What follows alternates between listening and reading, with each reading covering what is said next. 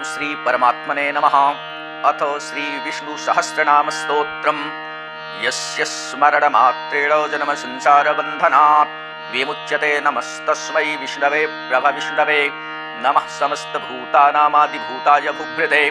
अनेकरूपरूपाय विष्णवे प्रभविष्णवे। वैशम्पायन उवाच श्रुत्वा धर्मानशेषेण पावनानि च सर्वशः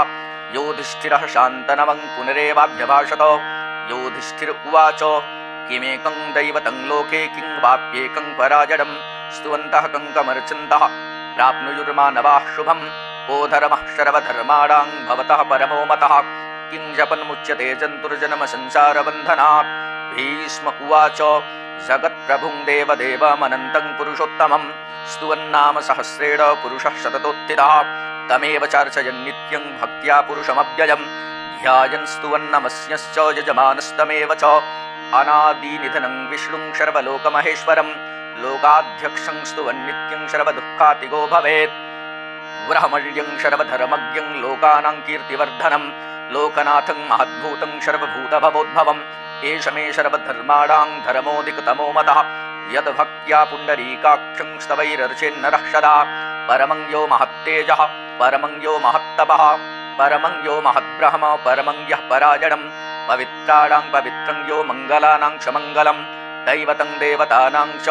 भूतानां यो व्ययः पिता। यतः सर्वाणि भूतानि भवन्त्यादियुगागमे यस्मिश्च प्रलयं यान्ति पुनरेव जुगक्षये। तस्य लोकप्रधानस्य जगन्नाथस्य भूपते विष्णोर्नाम सहस्रं मे श्रीरूपापभजापहं। यानि नामानि गौराणि विख्यातानि महात्मनः ऋषिभिः परिगीतानि तानि वक्ष्यामि भूतले। ॐ विश्वं विष्णुर्वखट्कारो भूतभव्यभवत्प्रभुः भूतकृद्भूतभृद्भावो भूतात्मा भूतभावनः भूतात्मा परमात्मा च मुक्तानां परमागतिः। अव्ययः पुरुषः साक्षी क्षेत्रज्ञोऽक्षरजेव च योगो योगविदां नेता प्रधानपुरुषेश्वरः। नारसिंहवपुः श्रीमान् केशवः पुरुषोत्तमः शरवः शरवः शिवः स्थाणुर्भूतादिर्निधिरव्ययः। शम्भवो भावनो भर्ता प्रभवः प्रभुरीश्वरः स्वयंभूः शम्भुरादित्यः पुष्कराक्षो महास्वनः। अनादिनिधनो धाता विधाता धातुरुत्तमः अप्रमेयो ऋषिकेशः पद्मनाभो मरप्रभुः विश्वकर्मा मनुस्त्वष्टा स्थविष्ठः स्थविरो ध्रुवः। अग्राह्यः शाश्वतः कृष्णो लोहिताक्षः प्रतर्दनः प्रभूतस्त्रिककुब्धाम पवित्रं मङ्गलं परम्। ईशानः प्राणदः प्राणो ज्येष्ठः श्रेष्ठः प्रजापतिः हिरण्यगर्भो भूगर्भो माधवो मधुसूदनः। ईश्वरो विक्रमी धन्वी मेधावी विक्रमः क्रमः अनुत्तमो दुरादर्शः कृतज्ञः कृतिरात्मवान्। सुरेशः शरणं शर्म विश्वरेताः प्रजाभवः अहः संवत्सरो व्यालः प्रत्यजः शर्वदर्शनः अजः सर्वेश्वरः सिद्धः सिद्धिः शर्वादिरच्युतः वृषाकपिरमेयात्मा सर्वयोगविनिश्रितः। वशुर्वशुमनाः सत्यः शमात्मा शम्मितः शमः अमोघः पुण्डरीकाक्षो वृषकर्मा वृषाकृतिः रुद्रो बहुशिरा बभ्रुर्विश्वयोनिः शुचिस्रवाः अमृतः शाश्वतः स्थाणुर्वरारोहो महातपाः शर्वगः शर्वविद्भानुर्विश्वक्षेनो जनार्दनः। वेदो वेदविदव्यङ्गो वेदाङ्गो वेदवित्कविः लोकाध्यक्षः सुराध्यक्षो धर्माध्यक्षः कृताकृतः चतुरात्मा चतुर्व्यूहश्चतुर्दष्टश्चतुर्भुजः भ्राजिष्णुर्भोजनं भोक्ता सहिष्णुर्जगदादिजः। अनघो विजयो जेता विश्वयोनिः पुनर्वशुः उपेन्द्रो वामनः प्रांशुरमोघः शुचिरूर्जितः अतीन्द्रः शङ्ग्रहः शर्गो धृतात्मा नियमो यमः। वेद्यो वैद्यः सदा योगी वीरः माधवो मधुः अतीन्द्रियो महामायो महोत्साहो महाबलः महाबुद्धिर्महावीर्यो महाशक्तिर्महाद्युतिः। अनिर्देश्यवपुः श्रीमानमे आत्मा महादृधिक् महेश्वासो महीभर्ता श्रीनिवासः शताङ्गतिः। अनिरुद्धशुरानन्दो गोविन्दो गोविदाङ्पतिः मरीचिर्दमनोहंसः सुपर्णो भुजगोत्तमः हिरण्यनाभः सुतपाः पद्मनाभः प्रजापतिः अमृत्युः शरवदिक्सिंहः सन्धाता सन्धिमास्थिरः अजो दुर्मर्षणः शास्ता विस्तृतात्मा सुरारिः गुरुर्गुरुतमो धाम सत्यः सत्यपराक्रमः निमिषो निमिषः स्रग्वी वाचस्पतिरुदारथीः अग्रणीर्ग्रामणीः श्रीमान् न्यायो नेता शमीरणः सहस्रमूर्धा विश्वात्मा सहस्राक्षः सहस्रपात् आवर्तनो निवृत्तात्मा संवृतः संप्रमर्दनः अहशंवर्तको वह्निरनिलो धरणीधरः सुप्रसादः प्रसन्नात्मा विश्वदृग् विश्वभुग्विभुः सत्कर्ता सत्कृतः साधुर्जहनुर्नारायणो नरः अशङ्ख्येयो प्रमेयात्मा विशिष्टः सृष्टिकृच्छुतिः सिद्धार्थः सिद्धसङ्कल्पः सिद्धिदः सिद्धिसाधनः वृषाही वृषभो विष्णुर्वृषपरवा वृषोदरः वर्धनो वर्धमानश्च विविक्तः स्तुतिसागरः शुभजो दुर्धरो वाग्मी महेन्द्रो वसुदो वसुः नैकरूपो बृहद्रूपः शिविविष्टः प्रकाशनः ओजस्तेजोद्युतिधरः प्रकाशात्मा प्रतापनः ऋद्धः स्पष्टाक्षरो मन्त्रश्चन्द्रांशुरभास्करद्युतिः अमृतांशुद्भवो भानुः शशिबिन्दुः सुरेश्वरः औषधं जगतः सेतुः सत्यधर्मपराक्रमः भूतभव्यभवन्नाथ पवनः पावनो नलः कामः कामकृत्कान्तः कामः कामप्रदः प्रभुः युगादिकृद्युगावर्तो नैकमायो महाशनः अदृश्योऽव्यक्तरूपश्च सहस्रजिदनन्दजित् इष्टो विशिष्टः शिष्टेष्टः शिखण्डी नहुषो वृषः क्रोधः क्रोधकृत्कर्ता विश्वबाहुर्महीधरः अच्युतः प्रथितः प्राणः प्राणदो वाशवानुजः अपां निधिरधिष्ठानमप्रमत्तः प्रतिष्ठितः स्कन्दः स्कन्दधरो धुर्यो वरदो वायुवाहनः वासुदेवो बृहद्भानुरादिदेवः पुरन्दरः अशोकस्तारणस्तारः शूरः शौरिर्जनेश्वरः अनुकूलः शतावर्तः पद्मी पदमनिभेक्षणः पद्मनाभोरविन्दाक्षः पद्मगर्भः शरीरभृत् महर्धिर्ऋद्धो वृद्धात्मा महाक्षो गरुडध्वजः अतुलः शरभो भीमः शमयज्ञो हविर्हरिः सर्वलक्षणलक्षण्यो लक्ष्मीवान् शमितिजयः विक्षरो रोहितो मार्गो हेतुर्दामोदरः शः महीधरो महाभागो वेगवानमिताशनः उद्भवः क्षोभणो देवः श्रीगर्भः परमेश्वरः करणं कर्ता विकर्ता गहनो गुहा व्ययसायो व्यवस्थानः संस्थानस्थानदो ध्रुवः पररधिः परमस्पष्टस्तुष्टः पुष्टः शुभेक्षणः रामो विरामो विरजो मार्गो नेयो नजो नयः वीरः शक्तिमतां श्रेष्ठो धर्मो धर्मविदुत्तमः वैकुण्ठः पुरुषः प्राणः प्राणदः प्रणवः पृथुः हिरण्यगर्भः शत्रुघ्नो व्याप्तो वायुरधोक्षजः ऋतुः सुदर्शनः कालः परमेष्ठी परिग्रहः उग्रः संवत्सरो दक्षो विश्रामो विश्वदक्षिणः विस्तारः स्थावरस्थाणुः प्रमाणं बीजमव्ययम् अर्थोऽनर्थो महाकोशो महाभोगो महाधनः अनिर्विण्डस्तविष्टो भूर्धर्मयूपो महामखः नक्षत्रनेमिर्नक्षत्री क्षमः क्षामः समीहनः यज्ञयुज्यो महेज्यस्य क्रतुः शत्रं शताङ्गतिः सर्वदर्शी विमुक्तात्मा सर्वज्ञो ज्ञानमुत्तमम् शुभ्रतः सुमुखः सूक्ष्मः सुघोषः सुखदः सुहृत् मनोहरोजितक्रोधो वीरबाहुर्विदारणः स्वापनः स्ववसो व्यापी नैकात्मा नैककर्मकृत् वत्सरो वत्सलो वत्सी रत्नगर्भो धनेश्वरः धर्मकुद्धर्मकृद्धर्मी शतसक्षरमक्षरम् अविज्ञाता सहस्रांशुर्विधाता कृतलक्षणः गभस्तिनेमिः सत्त्वस्थः सिंहो भूतमहेश्वरः आदिदेवो महादेवो देवेशो देवभृद्गुरुः उत्तरो गोपतिर्गोप्ता ज्ञानगम्यः पुरातनः शरीरभूतभृद्भोक्ता कपीन्द्रो भूरि दक्षिणः सोमपोमृतपः सोमः पुरुजित्पुरुषोत्तमः विनयो जयः सत्यसन्धो दासार्हः शाश्वताङ्पतिः जीवो विनयिता साक्षी मुकुन्दो मितविक्रमः अम्भो निधिरनन्तात्मा महोदधिशयोऽन्तकः अजो महारः स्वाभाव्योजिता मित्रः प्रमोदनः आनन्दो नन्दनो नन्दः सत्यधर्मात्रिविक्रमः महर्षिः कपिलाचार्यः कृतज्ञो मेदिनीपतिः त्रिपदस्त्रिदशाध्यक्षो महासिंहः कृतान्तकृत् महावराहो गोविन्दः सुषेणः कनकाङ्गदी गुह्यो गभीरो गहनो गोपतिश्चक्रगदाधरः वेदाः स्वाङ्गोजितः कृष्णो दृढः शङ्कर्षणोच्युतः वरुडो वारुडो वृक्षः पुष्कराक्षो महामनाः भगवान् भगहानन्दी वनमाली हलायुधः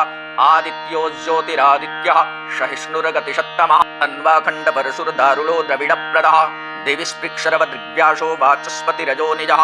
त्रिशामाशामगः श्यामो निर्वाणङ्घ्रेशजङ्घिषक् सन्न्यासकृच्छमः शान्तो निष्ठा शान्तिः पराजडम् शुभाङ्गः शान्तिदः स्रष्टा कुमुदः कुवलेशयः गोहितो गोपतिर्गोप्ता वृषभाक्षो वृषप्रियः अनिवर्ती निवृत्तात्मा संक्षेप्ताक्षेमकृच्छिवः श्रीवत्सवक्षाः श्रीवासः श्रीपतिः श्रीमताङ्बरः श्रीदः श्रीशः श्रीनिवासः श्रीनिधिः श्रीविभावनः श्रीधरः श्रीकरः श्रेयः श्रीमान् लोकत्रयाश्रयः स्वक्षः स्वङ्गः शतानन्दो नन्दिर्ज्योतिगणेश्वरः विचितात्मा विधेयात्मा सत्कीर्तिश्चिन्न संशयः उदीर्णः सर्वतः चक्षुरनीशः शाश्वतस्थिरः भूषयो भूषणो भूतिर्विशोकः शोकनाशनः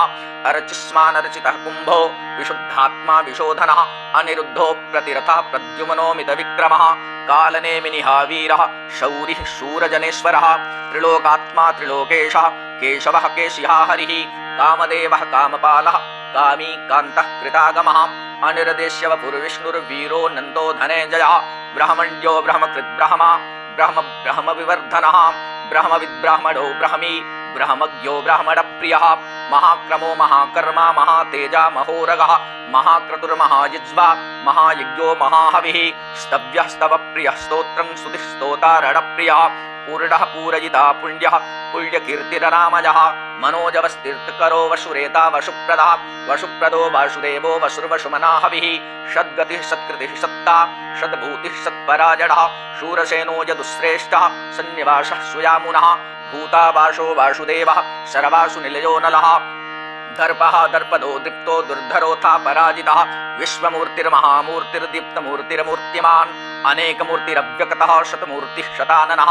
एको नैकः सवः कः किं यत्तत्पदमनुत्तमम् लोकबन्धुर्लोकनाथो माधवो भक्तवत्सलः सुवर्णवर्णो हेमाङ्गो वराङ्गश्चन्दनाङ्गदी वीरः विषमः शून्यो घृताशीरचलश्चलः अमानीमानदो मान्यो लोकस्वामी त्रिलोकधृक् सुमेधा मेधजो धन्यः सत्यमेधाधराधरः तेजोवृषोद्युतिधरः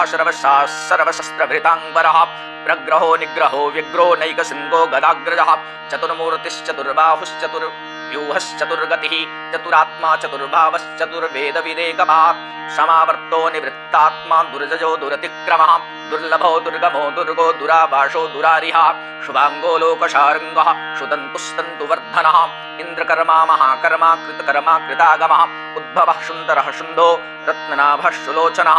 अर्को वाजसनः शृङ्गी जयन्तः शरवविज्जयी सुवर्णबिन्दुरकुशोभ्यः शरवभागीश्वरेश्वरः महाहृदो महागर्तो महाभूतो महानिधिः कुन्दरः कुन्दः पर्जन्यः पावनोऽनिलः अमृताशो मृतवपुः शर्वज्ञः शर्वतोमुखः सुलभः शुभ्रतः सिद्धः शत्रुजिच्छत्रुतापनः न्यग्रोद्धोदुम्बरो स्वत्थश्चाडूरान्ध्रनिषूदनः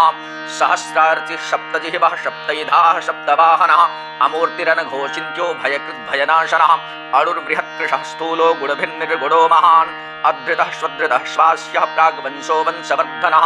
भारभृत्कथितो योगी योगीशः सर्वकामदः आश्रमः श्रमणः क्षामः स्वर्णो वायुवाहनः धनुर्धरो धनुर्वेदो दण्डोदमयिता नमः अपराजितः सर्वशः नियन्ता नियमो यमः सत्त्ववान् सात्विकः सत्यः सत्यधर्मपरायणः अभिप्रायः प्रियार्होरः प्रियकृत्प्रीतिवर्धनः विहाय जगतिर्ज्योतिः शुरुचिर्हुतु भुग्विभुः रविर्विरोचनः सूर्यः शवितारविलोचनः अनन्तो हुत भुग्भोक्ता सुखदो नैगजोग्रजः अनिर्विण्णः सदामर्षि लोकाधिष्ठानमद्भुतः सनातनतमः कपिलः कपिरप्ययः स्वस्तितः स्वस्तिकृत् स्वस्ति स्वस्तिभुक् स्वस्ति दक्षिणः आरौद्रः कुण्डलीचक्री विक्रम्यूर्जितशासनः शब्दातिगः शब्दशः शिशिरः सर्वरीकरः अक्रूरः पेशलो दक्षो दक्षिणः क्षमिडाम्बरः विद्वत्तमो वीतभयः पुण्यश्रमणकीर्तनः उत्तारणो दुष्कृतिः पुण्यो दुःस्वप्ननाशनः वीरः रक्षणः सन्तो जीवनः पर्यवस्थितः अनन्तरूपोऽनन्तश्रीर्जितमन्युर्भयापः चतुरस्रो गभीरात्मा विदिशो व्यादिशो दिशः अनादिर्भूर्भुवो लक्ष्मीः सुवीरो रुचिराङ्गदः जननो जनजन्मादिर्भीमो भीमपराक्रमः आधारनिलयो धाता पुष्पहासः प्रजागरः ऊर्ध्वगः षट्पथाचारः प्राणदः प्रणवः परः प्रमाणं प्राणनिलयः प्राणभृत्प्राणजीवनः तत्त्वं तत्त्वविरेकात्मा जन्ममृत्युजरातिगः भूर्भुवः श्वस्तरुस्तारः शविता प्रपितामहः यज्ञकृतयज्ञी यज्ञ भुग्यज्ञसाधनः यज्ञान्तकृद्यज्ञगुह्यमन्नमन्नादयेव च आत्मयोनिः स्वयं जातो वैखानः श्यामगाजनः देवकीनन्दनः स्रष्टा क्षितीशः पापनाशनः शङ्खभृन्नन्दकी चक्री शाङ्खधन्वा गदाधरः रथाङ्गपाणिरक्षोभ्यः शरवप्रहरणायुधः शरवप्रहरणायुधः ॐ नम इतीदं कीर्तनीयस्य केशवस्य महात्मनः नामनां सहस्रं दिव्यानामशेषेण प्रकीर्तितं यजिदं शृणुयान्नित्यं यश्चापि परिकीर्तयेत् नाशुभं प्राप्नुयात् किञ्चित् सौमुत्रेह च मानवः वेदान्तको ब्राह्मणः स्यात् क्षत्रियो विजयी भवेत् वैश्यो धनसमृद्धः स्यात् शूद्रः सुखमवाप्नुयात् धर्मार्थी प्राप्नुयात् धर्ममर्थार्थी चार्थमाप्नुयात् कामानवाप्नुयात् कामी प्रजार्थी प्राप्नुयात् प्रजाम् भक्तिमान्यः सदोत्थाय शुचिस्तद्गतमानसः सहस्रं वासुदेवस्य नाम्नामेतत् प्रकीर्तयेत् यशः प्राप्नोति विपुलं ज्ञाति प्राधान्यमेव च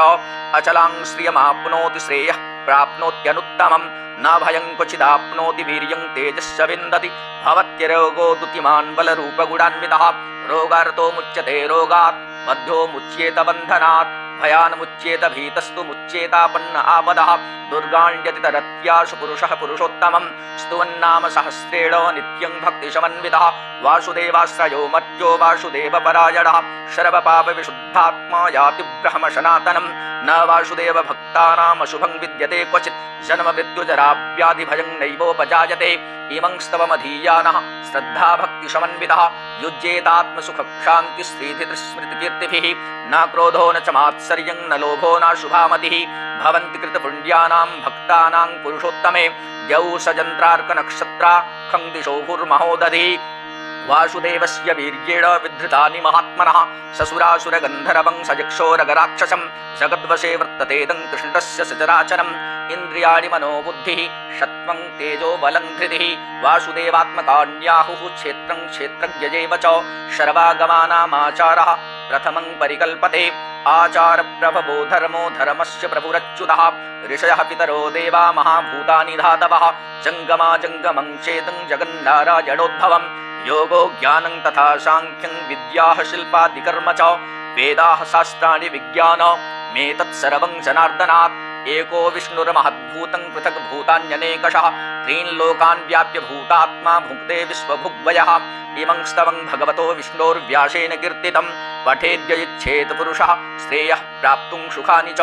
विश्वेश्वरमजं देवं जगतः प्रभवाप्ययं भजन्ति ये पुष्कराक्षं न ते यान्ति पराभवम् ओम तत्सद जय जय श्री महाभारते शतसाहस्र्यां संहितायां वैयासिक्यामानुशासनिके परवरि भीष्मयोधिष्ठिरसंवादे श्रीविष्णोर्दिव्यसहस्रनामस्तोत्रं श्रीमन्नारायणार्पणम् अस्तु।